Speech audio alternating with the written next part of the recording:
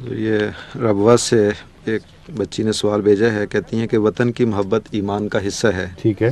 جو لوگ دنیا کمانے کے لیے اپنا وطن چھوڑ کر دوسرے ملک کی شہریت لے لیتے ہیں تو ان کی اپنے وطن کی شہریت تو ختم ہو جاتی ہے، کیا ایسے لوگوں کا عمل درست ہوتا ہے؟ کس وطن کی محبت ایمان کا حصہ ہے یہ نہیں بتایا انہوں نے۔ جی نہیں، اس کی وضاحت نہیں۔ اس کی وضاحت تو اسی میں موجود ہے، جب اللہ کے رسول نے یہ نہیں فرمایا کہ فلاں وطن کی محبت ایمان کا حصہ ہے، تو جو بھی کسی کا وطن ہو اس کی محبت اس پر فرض ہو جائے گی۔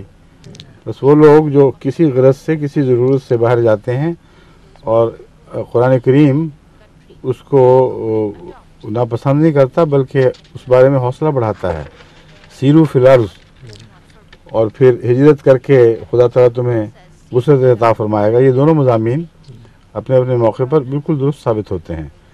بس نہ صرف یہ کہ منع نہیں بلکہ قرآن کریم چاہتا ہے کہ مسلمان دنیا میں پھیل جائیں، اور اگر کسی اور ملک کو اپنا ملک بنا لیا جائے تو پھر وہ آپ کا وطن ہے، پھر اس سے محبت کرنی چاہیے۔ محبت میں اسلام ایک پابندی لگاتا ہے کہ جو اعلیٰ دینی تقاضے ہیں ان کو نظر انداز کر کے کوئی محبت نہیں ہوگی، کیونکہ الحب فی اللہ ہے۔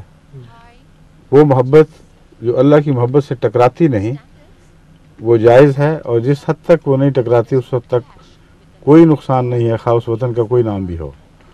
لیکن اگر وہ بنیادی اخلاقی تقاضوں سے جو خدا تعالیٰ نے سکھائے ہیں ٹکرانے لگے تو پھر وہ ایک اور مضمون شروع ہو جاتا ہے، وہاں فائق حق جو ہے وہ اللہ ہی کا ہے۔